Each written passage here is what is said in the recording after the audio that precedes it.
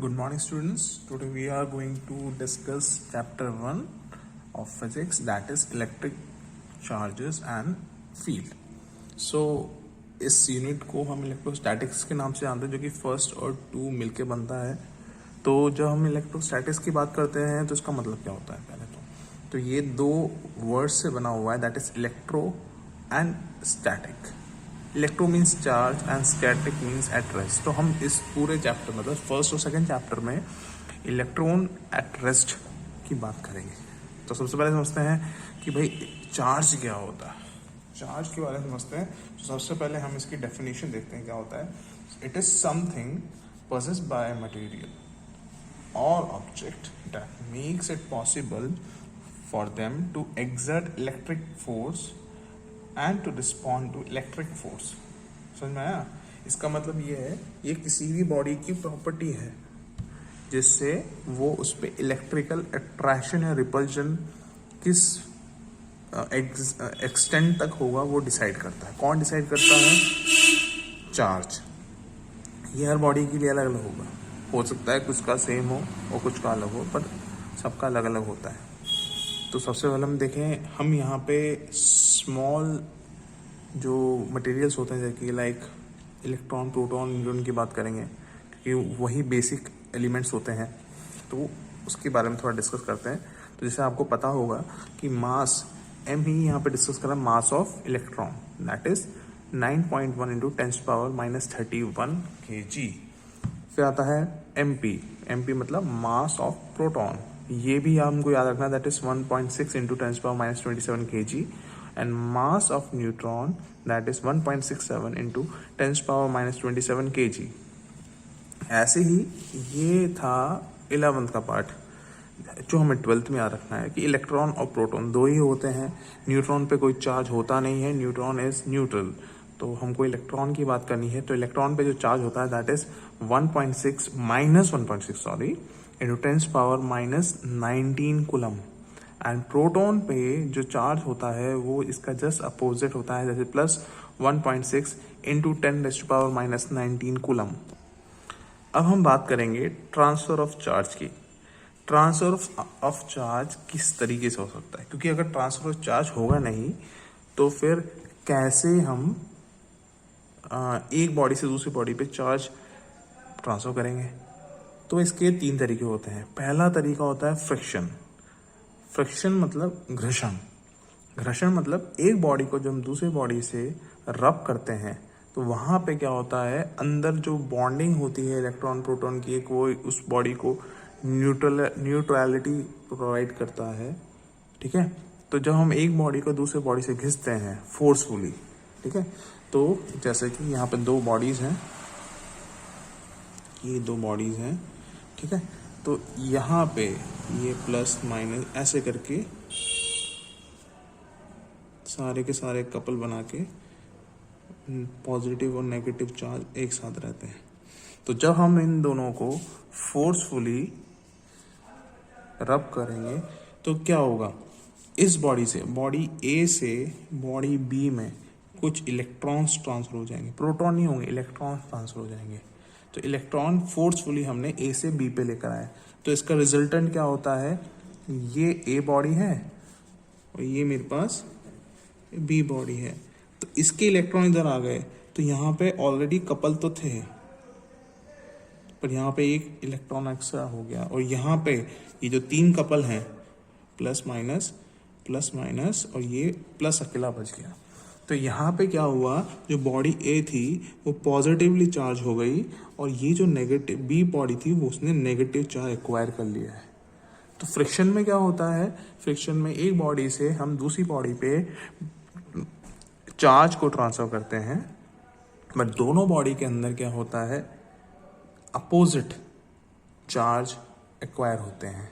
ठीक है। इन friction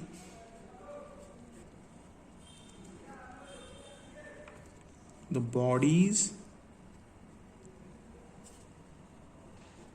acquire opposite charges। अब हम बात करेंगे ट्रांसफर ऑफ चार्ज का second mode that is your conduction. अब कंडक्शन में क्या होता है, हमारे पास दो बॉडी होती है, ठीक है ना। एक बॉडी, ये बॉडी ए है और ये बॉडी बी है। तो हम यहाँ पे क्या कर रहे हैं, बॉडी ए, ये ऑलरेडी दोनों न्यूट्रल है, बट इसमें हम क्या करते हैं बॉडी ए को हम कुछ ज़्यादा पॉजिटिव चार्ज प्रोवाइड कर देते हैं बाय एनी मीड या फिर मोड, ठीक है। जैसे भी हम ए बॉडी को ज़्यादा चार्ज प्रोवाइड कर देते, तो हमारे पास A body is positive charge और बी इज न्यूट्रल। कुछ नहीं करेंगे हम इसको, हम यहाँ पे क्या करेंगे, इन दोनों को टच कर देंगे। तो इसके बाद सेकंड इसका जो स्टेप होता है, जो ए बॉडी होती है, ये बॉडी ए है जो कि पॉजिटिवली चार्ज है, और ये बी बॉडी से हम उसको टच कर देते हैं। जैसे ही हम इसको टच करते हैं तो इसमें क्या होता है, क्योंकि ये न्यूट्रल है, तो इसमें कितने चार्ज, 1 2 3 4 5 6 7 और एक और दे देते हैं, ठीक है। तो ये क्योंकि न्यूट्रल बॉडी है, तो इसमें से चार्ज एवरेज में आके इसमें से बॉडी बी में आ जाते हैं। तो मेरे पास कितना, कैसे दिखेगा कुछ, last step A body and this is B body, 1 2 3 4, और बाकी 4 इसमें ट्रांसफर हो जाएंगे। क्यों? क्योंकि ये हाई पोटेंशियल पे है और ये लो पोटेंशियल पे है।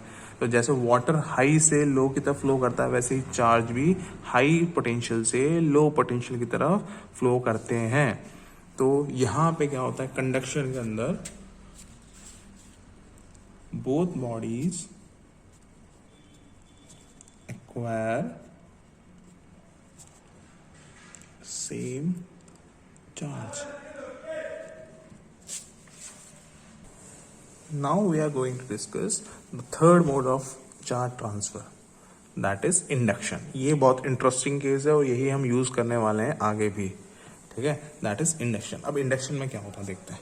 इंडक्शन में क्या होता है, जैसे कि मेरे पास एक बॉडी है ए है, ठीक है ना, इसको हमने पॉजिटिवली चार्ज प्रोवाइड कर दिया, और दूसरी बॉडी इज न्यूट्रल।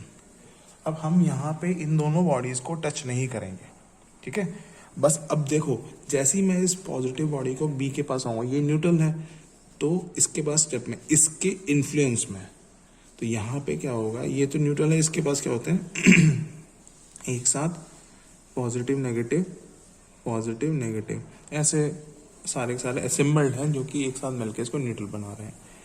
तो यहाँ पे ए बॉडी के साथ क्या होता है, ए बॉडी बी बॉडी को अपने इन्फ्लुएंस में क्या करती है, जितने भी इसके नेगेटिव चार्ज होते हैं वो बी की तरफ आ जाते हैं ऐसे करके, और ए साइड की तरफ दूसरी तरफ पॉजिटिव आ जाते हैं। ये तुम्हारा बॉडी ए है, ये तुम्हारा बॉडी बी है। तो अब क्या करेंगे हम, ए बॉडी बी बॉडी को हम अर्थ कर देंगे। जैसे ही मैं इसको अर्थिंग कर देता हूँ, ठीक है, तो ये जो पॉजिटिव चार्ज है वो अर्थ में फ्लो हो जाता है, ठीक है। तो मेरे पास फाइनल आउटकम क्या मिलता है, मेरे पास एक बॉडी ए है जो कि पॉजिटिवली चार्ज है, और दूसरी बॉडी बी है जो कि नेगेटिवली चार्ज है। तो इसके अंदर क्या होता है इंडक्शन में, induction both bodies acquire opposite charges, ठीक है। Now students, we are going to discuss properties of charge. पहला है it can be transferred from one body to another. जैसे हम अभी बात कर रहे थे, हमने डिस्कस किया था ट्रांसफर ऑफ चार्ज, वही इसकी पहली प्रॉपर्टी है, that is it can transfer from one body to another, ठीक है।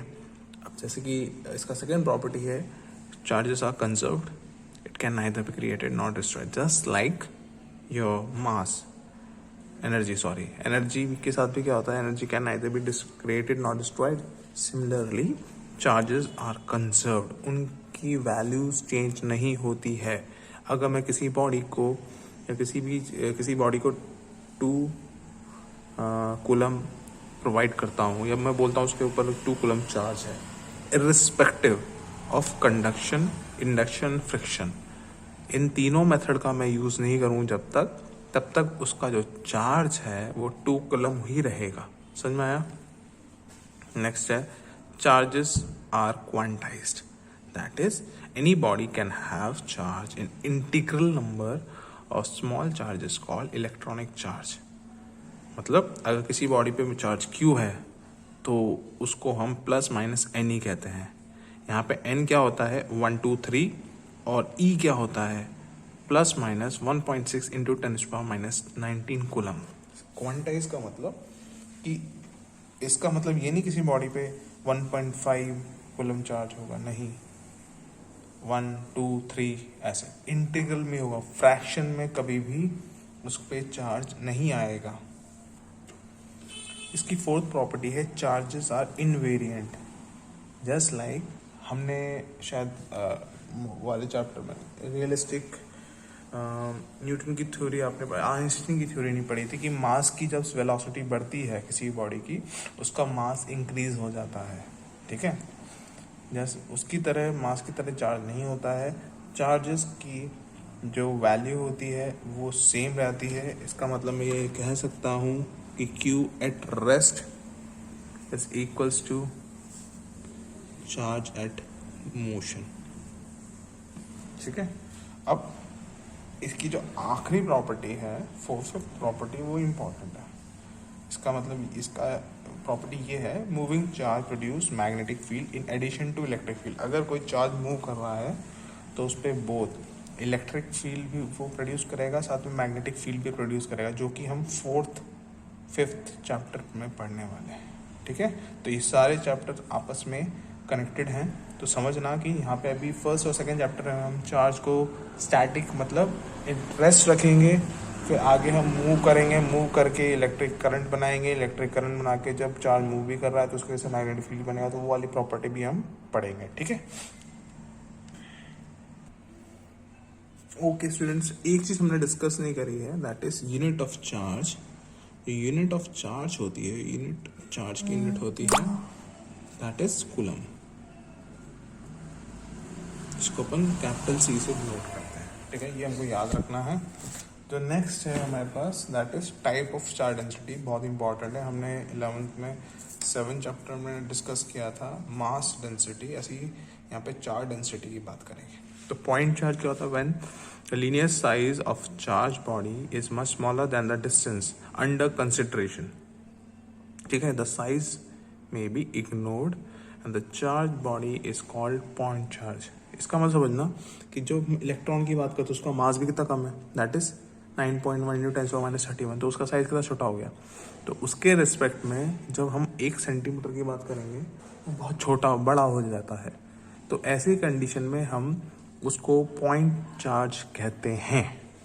ठीक है, इसको डेफिनेशन याद रखना है। नेक्स्ट है तुम्हारा लीनियर चार्ज डेंसिटी। सीधी सी बात है, डेफिनेशन जो उसकी ये जो इसका टॉपिक है उससे समझना। लीनियर मतलब सीधा, एक लाइन की बात करेंगे तो charge per unit length of object is called linear charge density. ठीक है, इसको हम लैम्डा से डिनोट करते हैं। ठीक है, लैम्डा कैसे बोलते हैं? Lambda, LAMBD, lambda.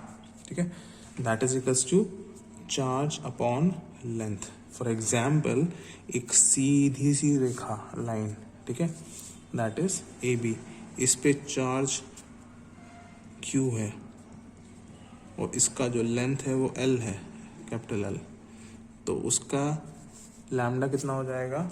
Q/L। ठीक है, और अगर हम किसी सर्कल की बात करते हैं तो इस केस में सर्कल का सर्कमफ्रेंस आएगा। ठीक है, सर्कमफ्रेंस। उस केस में अगर मैं बोलता हूँ इस पे चार्ज Q यूनिफॉर्मली डिस्ट्रीब्यूटेड है तो लैम्डा इक्वल टू कितना आ जाएगा? Q/2πr, इसका लेंथ। ठीक है, नेक्स्ट आता है surface charge density. Similarly same definition है almost. Charge per unit area और surface is called surface charge density. इसको अपन सिग्मा से डिनोट करते हैं, sigma upon equals to Q upon area. ठीक है ना, कई बुक्स में आपको ऐसे या फिर सरफेस से देखा जाएगा। तो अब हम बात करेंगे किसकी? सरफेस की। तो ये तुम्हारे पास एक सर्कल है, उसके सरफेस की बात करेंगे। उसका एरिया ए है, तो मैंने इस पे इसके पूरे सरफेस पे प्लस क्यू चार्ज डिस्ट्रीब्यूट कर रखा है, ठीक है। तो इस केस में मेरे पास सिग्मा की वैल्यू कितनी हो जाएगी, इस केस में मेरे पास सिग्मा की वैल्यू कितनी हो जाएगी, sigma equals to Q upon area of the circle. और हम इसको और डिफाइन करें तो sigma equals to Q upon pi R square होता है।